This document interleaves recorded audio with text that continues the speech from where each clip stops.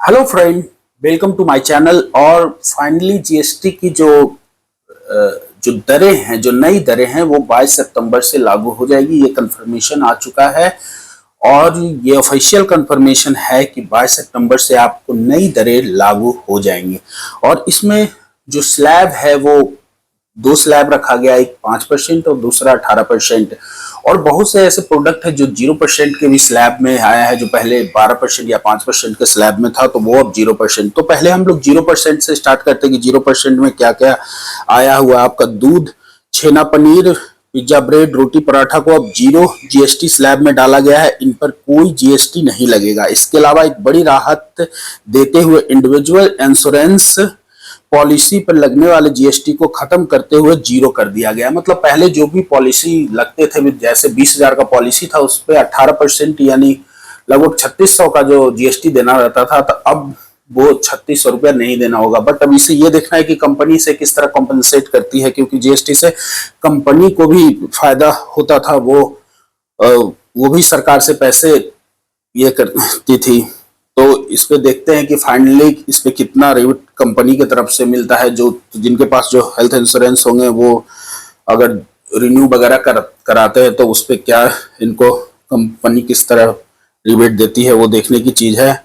अब दूसरा है कि वो 5% जीएसटी स्लैब में भी किया गया है बहुत सारे प्रोडक्ट को शामिल, जो पहले शायद 12% पे थे। तो 5% में आपके शैम्पू, साबुन, तेल, रोजमर्रा के घरों में इस्तेमाल करने वाली सामानों को 5% में एडजस्ट किया गया है। तो ये था आपका 0% और 5% पर। कार, बाइक से लेकर सीमेंट तक सस्ता होगा, ये 28% शामिल थे प्रोडक्ट, तमाम सीमेंट्स वगैरह। कार, बाइक के जो 28 वाले थे वो 18 पे अब हो गए हैं। तो ये सब चीज पे एक तरह से कंट्रोल करने का कोशिश किया गया है कि शायद ये सब चीजों को अगर सस्ता किया जाएगा तो कंजप्शन रेट बढ़ेगा, और जिससे मैन्युफैक्चरिंग पे, लोकल मैन्युफैक्चरिंग पे एक दबाव बनाया जाएगा कि वो ज्यादा मैन्युफैक्चरिंग हो। तो अगर कंजप्शन बढ़ेगा तो मैन्युफैक्चरिंग भी ज्यादा होगा। इस कारण से लोग जीएसटी का ये रिफॉर्म लाया गया है। बेसिकली जो ट्रम्प टैरिफ को एक तरह से कॉम्पनसेट करने के लिए, एक तरह से उसमें जो 0.5% का जो एक जीडीपी में लॉस होने वाला था, उसको एक कहीं से एडजस्टमेंट।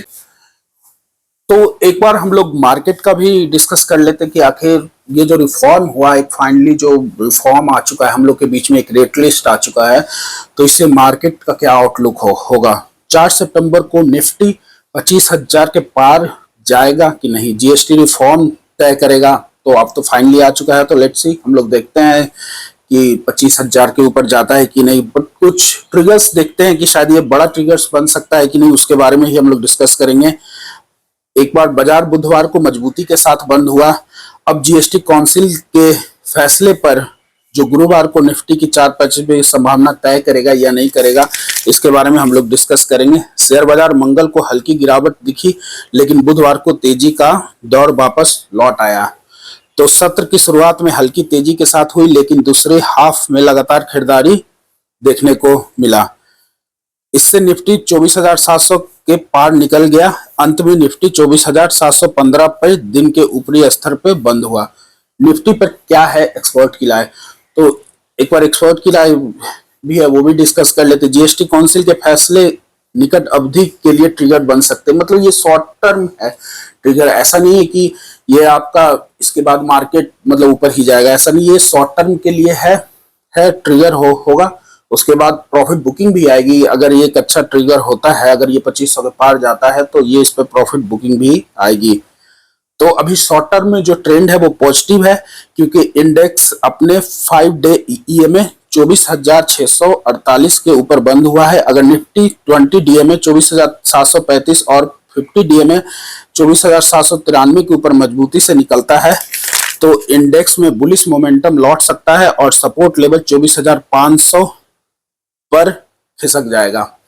तो अगर निफ्टी 24,750 और 24,800 के स्तर पार करता है, तो बुलिश के साथ 24,900 और 25,000 को पार करने का रास्ता साफ हो जाएगा। तो ये है ट्रेंड, 25,000 को निफ्टी को पार करने का ट्रेंड।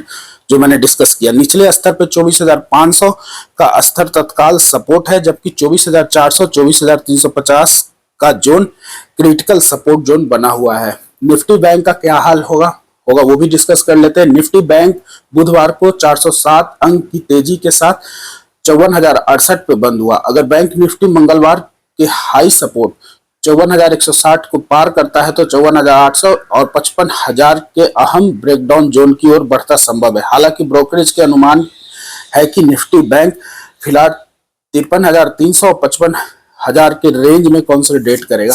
तो ये मोटा मोटी हमने लेवल्स एक दे दिए हैं कि इस पे एक बार ट्रिगर जरूर करेगा, बट अगर ट्रिगर 25,000 के ऊपर जाता है तो एक बार प्रॉफिट बुकिंग भी आने की संभावना है, क्योंकि बहुत लोग जो शॉर्ट टर्म ट्रेडर है वो अपना मुनाफा इस में करके वो निकलना चाहेंगे।